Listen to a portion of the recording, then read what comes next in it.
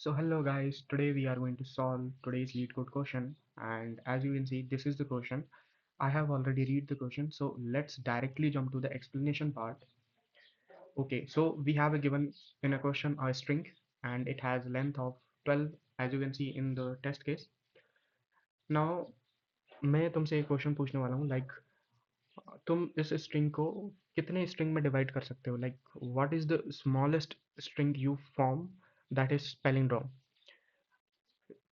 तो हम इसको लाइक एक एक कैरेक्टर में डिवाइड करते हैं like A as a we can treat A as a separate string B a as a separate string B as a separate string C as a separate and D and so on like हर एक character को हम separate treat करें then whatever the length of a string you can form that many string that is palindrome. So अगर k हमारा equal to n है in this case like अगर k मैं तुम्हें दे दूँ 12 then 12 equal to 12 that means हम इसका तो बना ही सकते हैं. So we will return true. Why we will return true? क्योंकि हम हर एक कैरेक्टर को as a separate string treat करने वाले हैं. लाइक अगर तुमने ऐसा ऐसा कर दिया लाइक हर एवरी कैरेक्टर को सेपरेट ट्रीट किया then it is also palindrome like हर एक स्ट्रिंग पेलिंड्रोम होने वाली है क्योंकि उसमें एक ही कैरेक्टर होने वाला है तो पेलिंड्रोम पक्का है. Okay, so this is the observation one observation है. अगर मैं कहूँ like my k equal to 13 now k is greater than n. Now 13 तो पॉसिबल ही नहीं है ना क्योंकि what is the smallest like तुमने सबको एक एक कैरेक्टर में डिवाइड कर दिया लाइक एक एक कैरेक्टर को तुम स्ट्रिंग ट्रीट कर रहे हो और तुम मैक्सिमम कितना बना सकते हो स्ट्रिंग 12 बना सकते हो और 13 की बात कहाँ आ गई. 13 तो हम कभी बना ही नहीं सकते ना. सो अगर मेरा यहाँ पे दो ऑब्जर्वेशन लिख लें लाइक मैं let me write it. So पहला ऑब्जर्वेशन तो ये था कि अगर मेरा k equal to one n है तो मैं क्या रिटर्न करने वाला हूँ ट्रू. ओके, दूसरा ऑब्जर्वेशन ये है कि k is greater than n अगर ये होता है that means when it is not possible return false. Okay, this is not possible. This is the two observation जो हमने देखा. Now let's move let me erase this. If you note down please note down it. Okay, अब हम क्या करने वाले हैं कि सबसे पहले हम फ्रीक्वेंसी काउंट करेंगे फिर देखते हैं क्या होता है. सबकी फ्रीक्वेंसी काउंट करने वाले हैं लाइक हर एक कैरेक्टर की frequency. A has a frequency of 3 and B has frequency 3 again, C has a frequency 3, D has a frequency 1, E also, F also. Okay, now अब जो भी ऑड कैरेक्टर होंगे this is the three sorry. अब जो भी odd frequency होगी उसका हम एक अलग सेपरेट कैरेक्टर मतलब सेपरेट स्ट्रिंग बना लेंगे. कैसे like let me separate this एक minute. Okay, now this is A has a frequency 3 which is odd frequency, so we will take one element from that and make separate a string. So A has a separate string. Now B has also odd frequency. Now we will take one character and make the separate string. Now the separate string looks like B. Okay, so it will become 2. Now C has again odd character, odd frequency, it will be 2. So I'll make C as a separate string. Then D is also odd frequency, so I'll just take out the D and make separate. And for E and for F as well, like 0, E and F. So this is the string like A B C D E F. This is the 6. So I'll say let me take another color like मैं कह रहा हूँ कि odd count जो है odd count कितने हो गए 6 1 2 3 4 5 6. ओके, ये 6 स्ट्रिंग हम फॉर्म कर सकते हैं. मैं ये क्लेम कर रहा हूँ कि हम 6 से अगर हमारा के जो है वो लेस देन 6 हो गया तो हम उसको फॉर्म ही नहीं कर सकते. लाइक इनको तो लेना ही पड़ेगा ना, मतलब ये तो ऑड है. मतलब इनके अलावा मतलब क्या ही बनता है. देखो जैसे ए बचता है, बी बचता है, सी बचता है, डी नहीं बचता है sorry. So these three pair of string are remain. Now I will say that एक सेकेंड. ओके, मैं ये कह रहा हूँ कि अगर के हमारा लेस देन 6 है, लेस देन ऑड काउंट है और you can say odd count अगर इतना है तो हम उसको बना ही नहीं सकते, क्योंकि ये तुम्हें तो बनाना ही पड़ेगा ना। ये तो कहीं भी जुड़ सकते हैं, ये पेयर ऑफ स्ट्रिंग कहीं भी जुड़ सकते हैं। लाइक तुम यहाँ जोड़ दो ए ए बना दो, या फिर तुम यहाँ जोड़ दो बी बी बना दो, या फिर यहाँ जोड़ दो सी सी बना दो। ओके, तुम ऐसा कर ही नहीं सकते कि मतलब इतने स्ट्रिंग तो चाहिए, से 6 स्ट्रिंग तो बनेंगे। अगर हमारा की लेस देन 6 है, दैट मीन्स हम कभी इतने स्ट्रिंग बना ही नहीं सकते। लाइक अगर तुम 5 की बात करो, late me erase all the things.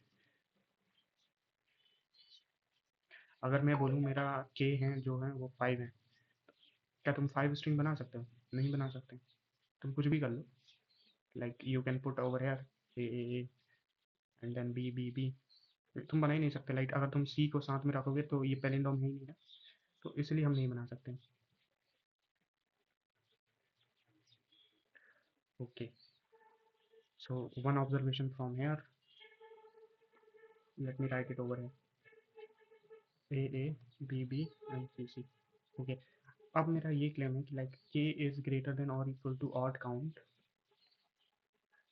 Like in this case K is greater than odd count will be 6। अगर मेरा 6 से बड़ा है, अगर मेरा के की वैल्यू 6 से बड़ी है तो मैं कुछ भी बना सकता हूँ, like return true,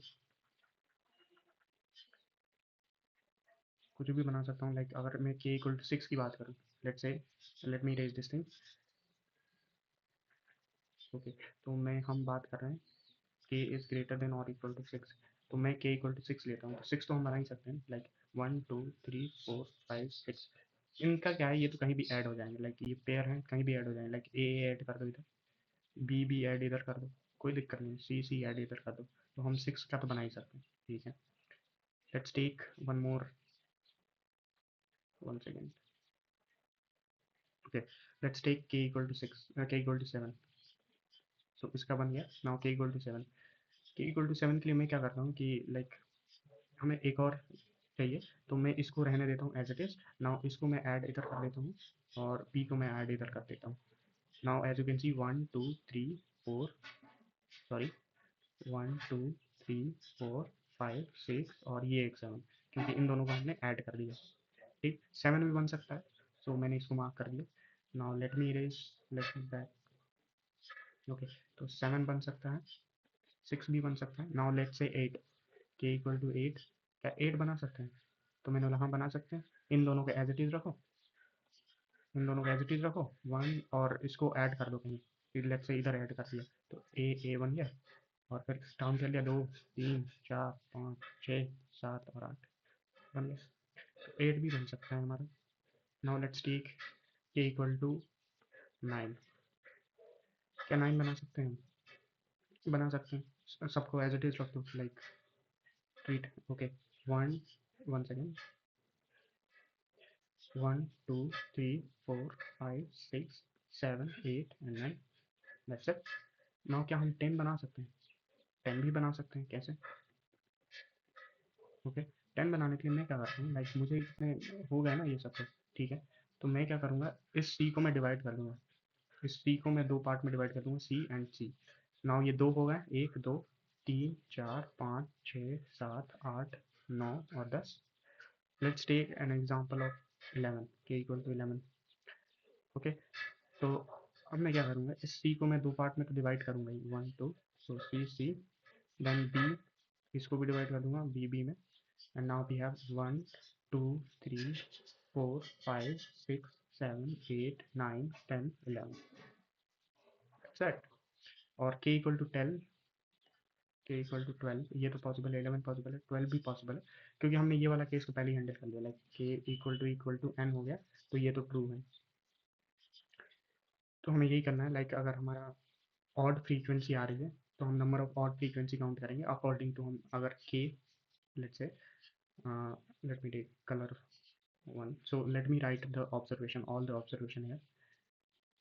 okay, if my के, पहला ऑब्जर्वेशन क्या है कि के इज ग्रेटर देन एन हो गया, तो हम रिटर्न फॉल्स करेंगे।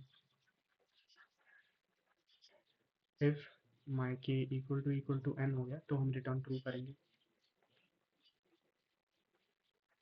Okay, let suppose there is code, like यहाँ पे कोई कोड है, वो जो काउंट करेगा मेरी ऑड काउंट दे देगा। लाइक जितने भी कैरेक्टर की फ्रीक्वेंसी ऑड है, तो हमें ऑड काउंट करके दे देगा। Now I am going to just return if my k is greater than or equal to odd count, अगर ऐसा है तो मैं रिटर्न ट्रू करती हूँ, otherwise return false, else return false. That's it. ये वाला कोड हम कोड पार्ट में देख लेंगे कैसे करते हैं। Okay, let's jump to the code part. तो सबसे पहले लेंथ कैलकुलेट कर लेते हैं, स्ट्रिंग की length. So it will be n equal to s dot length. Okay, if my k is greater than n, we will return false. If my k equal to n, we will return true. Now we will count the frequency of every character. So we will create a frequency and it will be 26 because in the question, as you can see, the constraint says that s consists of lowercase English letter. So we have 26 different characters. So I'll create that and initially mark with 0. So I'll go to every character and in S I'll just increase my frequency